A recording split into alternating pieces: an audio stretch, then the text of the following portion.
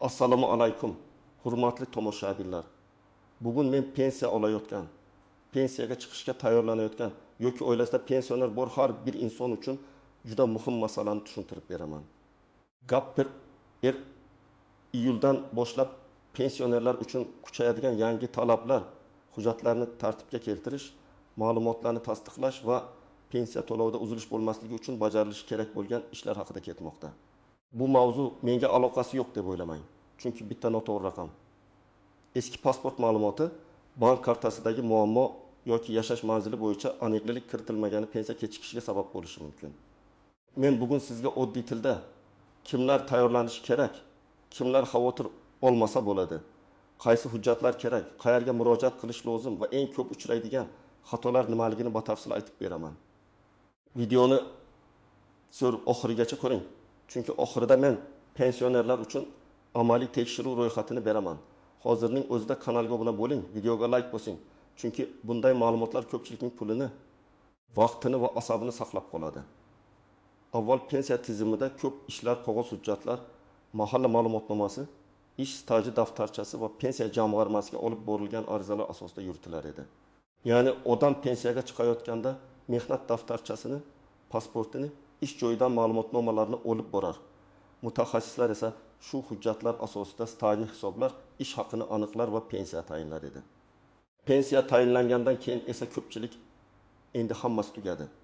Har oy pul tushaversa bo'ldi deb o'ylardi. Endi esa vaziyat asta-sekin o'zgarmoqda.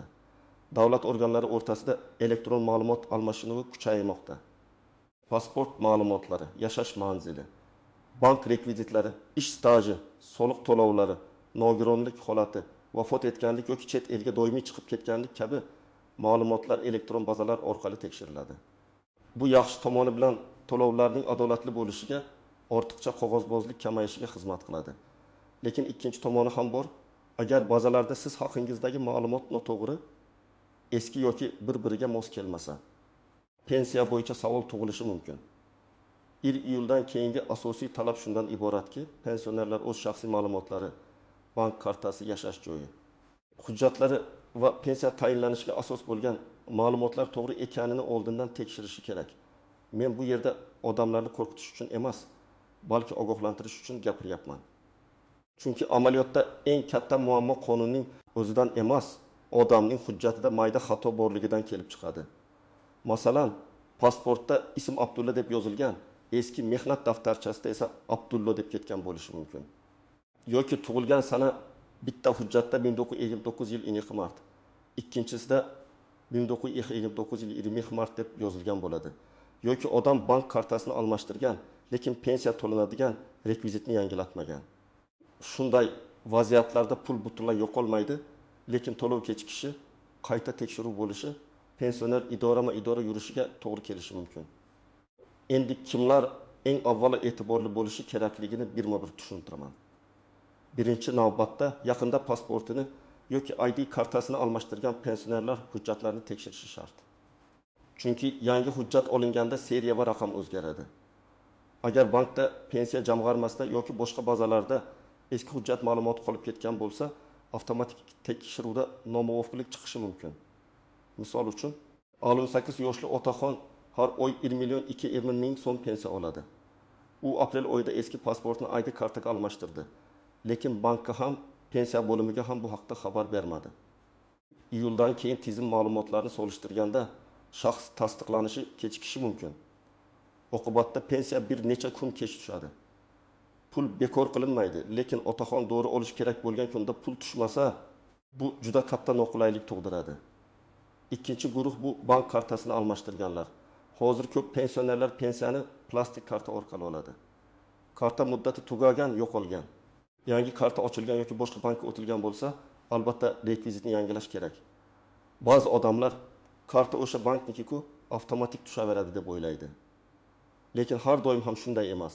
Hisob raqam, karta raqami yoki bankdagi mijoz ma'lumoti o'zgargan bo'lishi mumkin. Masalan, bir onaxonning kartasi iyun oyida muddati tugaydi.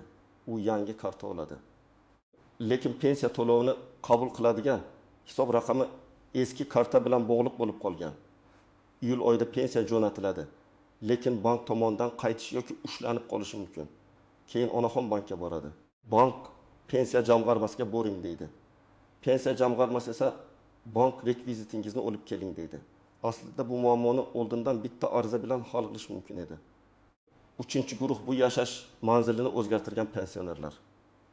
Ayniqsa bir tumandan boshqa tumanga ko'chgan, viloyatdan Toshkentga kelgan yoki aksincha Toshkentdan viloyatga qaytgan insonlar ehtiyot bo'lishi kerak. Pensiya ishlari odatda hududiy tartibda yuritiladi. Agar doimiy ro'yxatdagi manzil boshqa, amalda yashayotgan joy boshqa, bankdagi manzil 3-joy bo'lsa, tizim savol beradi. Men ko'p uchratgan holatlardan biri shuki, pensioner farzandining uyida yashaydi, lekin ro'yxati eski uyda qolgan, pensiya tushib turadi. Hech kim e'tibor bermaydi. Keyin ma'lumotlar yangilanishi kerak bo'lgan paytda siz qayerda yashaysiz? Qaysi hudud bo'yicha hisobdasiz? degan savol paydo bo'ladi. Bu savol pensiyani to'xtatish uchun emas, balki hujjatlarni to'g'ri yuritish uchun beriladi. Ammo javob va hujjat tayyor bo'lmasa, odam ortiqcha ovora bo'ladi. 4-guruh bu ishlayotgan pensionerlar. Pensiyaga chiqqandan keyin ham ishini davom ettirayotganlar ko'p. Bunday odamlar uchun ish joyidagi rasmiy ma'lumotlar, soliq va ijtimoiy to'lovlar, mehnat shartnomasi elektron bazada to'g'ri aks etishi muhim.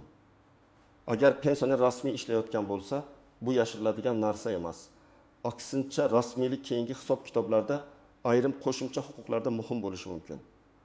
Misol uchun, 3 yoshli ayol pensiyaga chiqqan, lekin maktabda qorovul bo'lib ishlashni davom ettiryapti. Uning pensiyasi 1.400.000 so'm, ish haqi esa 1.800.000 so'm. Agar ish joyi uni rasmiy ko'rsatmagan yoki hujjatlarda familiyasi noto'g'ri kiritilgan bo'lsa, keyinchalik staj, soliq yoki daromad bo'yicha tushunmovchilik chiqadi. Shuning uchun ishlayotgan pensionerlar kadrlar bo'limidan o'z ma'lumotlari to'g'ri kiritilganini so'rab tekshirtirish kerak. 5-guruh bu nogironlik pensiyasi yoki boquvchisini yo'qotganlik pensiyasi olayotganlar. Bunday to'lovlarda hujjatlarning amal qilish muddati, tibbiy xulosa, oila tarkibi, farzandlarning o'qishi, yosh chegarasi kabi masalalar muhim. Oddiy yoshga doir pensiyada asosiy e'tibor yosh va stajga qaratilsa, bu turdagi pensiyalarda holat o'zgarmaganini tasdiqlash talab qilinishi mumkin. Masalan, boquvchisini yo'qotganlik pensiyasini o'yindagi yoshdan oshgan farzand olishi uchun u kunduzgi ta'limda o'qiyotganini tasdiqlovchi ma'lumotnoma kerak bo'lishi mumkin. Agar o'qish joyi o'zgarsa, akademik ta'til olsa yoki o'qishni tamomlasa, bu ma'lumot pensiya organlariga vaqtida yetib borishi kerak.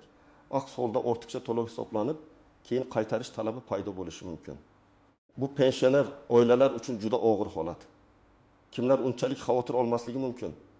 Agar sizning pasport yoki ID kartangiz amalda bo'lsa, bank kartangiz faol bo'lsa, manzilingiz o'zgarmagan bo'lsa, pensiya har oy barqaror tushayotgan bo'lsa, oxirgi yillarda hujjatlaringizda hech qanday o'zgarish bo'lmagan bo'lsa, katta xavotirga hojat yo'q.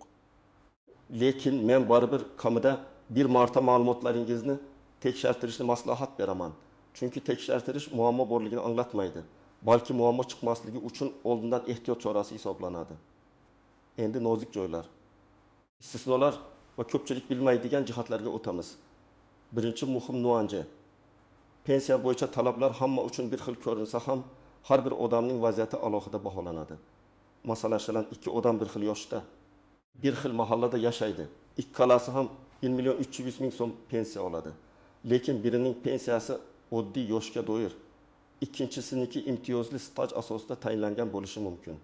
Demak, ikkinchi odamdan qo'shimcha hujjat so'ralishi ehtimoli ko'proq. Ikkinchi nuance. Eski mehnat daftarchalaridagi yozuvlar. Ko'p insonlar Sovet davrida shirkat xo'jaligida, zavodda, maktabda, qurilishda ishlagan. U paytda ba'zan muhrnoma bosilgan, lavozim nomi qisqartirilgan, ishga kirgan va ishdan chiqqan sanalar to'liq yozilmagan. Pensiya allaqachon tayinlangan bo'lsa ham, ayrim qayta hisob-kitob yoki aniqlashtirish paytida eski hujjat qayta ko'rilishi mumkin. Masalan, mehnat daftarchasida 1984 yil mart oyidan ishga qabul qilindi deb yozilgan, lekin aniq sana yo'q. Keyingi joyda esa 1909 yil 5 mayda ishdan bo'shadi deyiladi. Hisoblashda bir necha kun yoki oy farq qilishi mumkin. Bu farq ba'zan pensiya miqdoriga katta ta'sir qilmaydi. Lekin ayrim hollarda imtiyozli staj yoki minimal talabni to'ldirishda ahamiyatli bo'ladi. Shuning uchun eski ish joylaridan arxiv ma'lumotnomasini olish foydali. Uchinchi nuanca. Chet elga chiqib ketgan yoki uzoq muddat boshqa davlatda yashayotgan pensionerlar. Agar pensioner vaqtincha chet elga farzandlarnikiga borgan bo'lsa, bu boshqa masala. Lekin doimiy yashash uchun ketgan. Yashash joyini o'zgartirgan, bank kartasini boshqa odam ishlatayotgan bo'lsa, savollar tug'ilishi mumkin.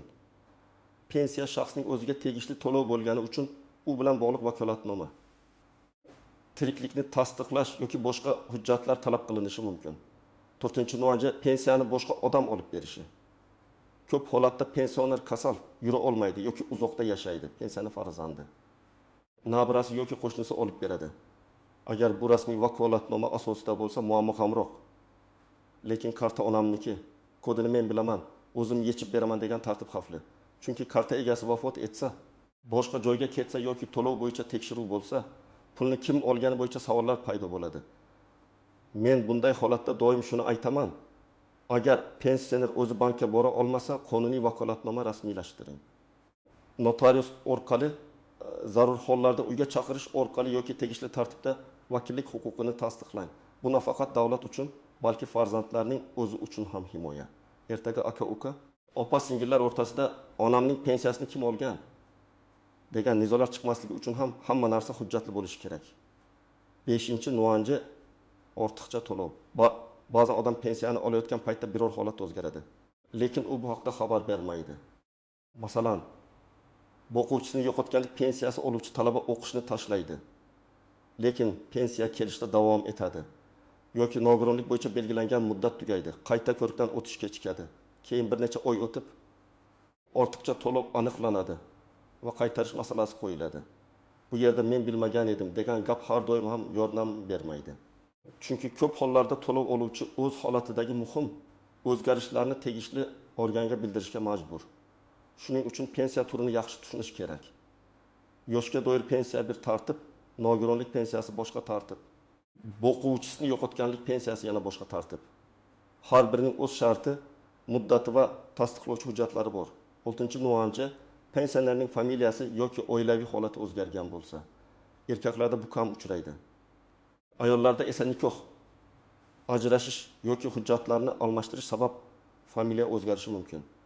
Agar bir hujjatda qizlik familiyasi, boshqasida turmushdagi familiyasi, uchinchisida noto'g'ri transliteratsiya bo'lsa, tizim odamni bitta shaxs sifatida aniqlashda qiynaladi. Bu ayniqsa eski ish stajini tasdiqlashda ko'p uchraydi. Masalan, ayol kishi 1972-yilda ishga Karimova familiyasi bilan kirgan. 1992-yilda turmushga chiqib Tursunova bo'lgan. Hozir ID kartada Tursunova Dilbar deb yozilgan. Mehnat daftarchasida esa ayrim sahifalarda eski familiya qolgan. Bunday holatda nikoh guvohnomasi, familiya o'zgarganini tasdiqlovchi hujjat va arxiv ma'lumotnomalari kerak bo'lishi mumkin. Oldindan tayyorlab qo'yilsa, keyingi jarayon ancha yengil bo'ladi. 7-nuanca menga hech kim qo'ng'iroq qilmadi. Demak, hammasi joyida degan xato fikr.